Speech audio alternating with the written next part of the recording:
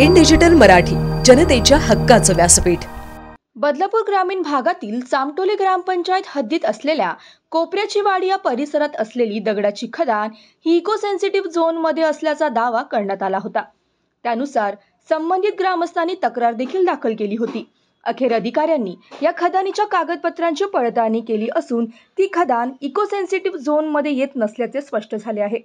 अंबरनाथ ग्रामीण भागात चामटोली ग्रामपंचायतच्या हद्दीत गेल्या 15 वर्षांपासून खदान व स्टोन क्रेशर सुरू होती। या खदानीमुळे आदिवासी पाड्याला धोका निर्माण होईल या अनुषंगाने चामटोली ग्रामपंचायतीने ठराव करून ही खदान बंद करण्याची मागणी शासनाकडे केली होती। त्यानुसार संबंधित ग्रामस्थांनी या खदानीची चौकशी करण्याची मागणी केली होती। या तक्रारीनंतर अंबरनाथच्या तहसीलदार कार्यालयाने खदान मालकाकडून सर्व कागदपत्रे कार्यालयात सादर करण्यास सांगितले होते। त्यानुसार संबंधित खदान ही इको सेन्सिटिव्ह झोन मध्ये नसल्याचे उघड झाले आहे।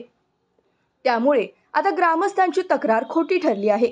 ज्या जागेवर दगडखाण सुरू आहे तो सर्वे क्रमांक 76 माथेरान इको सेन्सिटिव्ह झोन मधून वगळण्यात आले आहे। त्या संदर्भातला गाव नकाशा सादर करण्यात आला आहे। या दगडखाणीमुळे हादरे बसून आदिवासी पाड्याला धोका निर्माण होण्याचा दावा करण्यात आला होता। मात्र मुंबईच्या ITI या संस्थेने देखील खदानीच्या हादरांमुळे कोणताही धोका बसणार नसल्याचा निर्वाळा दिला आहे। त्याचा अहवाल देखील सादर करण्यात आलाय।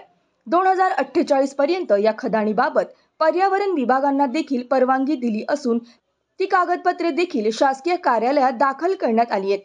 सर्व परवानगी असताना देखील काही राजकीय पुढारी सारिकांना हाताशी धरून ब्लॅकमेलिंग करण्याचा प्रयत्न करत असाच आरोप विश्वनाथ पनवेलकर यांनी केला आहे। चिंचवली कोपऱ्याची वाडी काही विघ्न संतोषी लोकांनी एक अशी अफवा उठवली का विदाउट परमिशन ही खाण चालू आहे, इको झोनमध्ये आहे, त्या कशा चालतात। त्यानंतर आम्हाला हे सगळं समजल्यानंतर आम्ही सर्व परमिशन दाखवल्या। आम्ही कलेक्टर परमिशन दाखवली, पोल्युशन बोर्डाची परमिशन दाखवली, ब्लास्टिंग लायसन्स दाखवले। नंतर पर्यावरणचं आम्हाला 24 वर्षाची परमिशन आहे। असं सगळं असताना सुद्धा बरीच विघ्न संतोषी लोक खोटं नाटक करून कामं बंद पडावी ह्याच हेतूने त्यांची हे चाललेली आहे किंवा त्यांचा काहीतरी त्याच्यामध्ये हे असू शकतं, काहीतरी महत्त्वाचा मुद्दा काहीतरी असू शकतो। तर या सर्व प्रसंगाला तोंड देण्यासाठी आम्ही कलेक्टरकडे जाऊन सगळ्या परमिशन वगैरे दाखवल्या। परत कलेक्टरनी IITला इन्व्हिटेशन दिलं का तुम्ही हे चेक करून घ्या।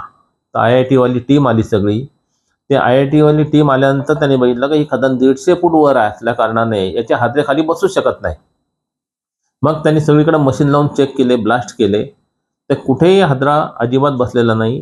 हे जे चाललंय हे सगळं खोटं नाटक काही राजकीय पुढारी किंवा काही विघ्न संतोषी लोक हे सगळं करून आणतात असं आम्हाला दिसतंय।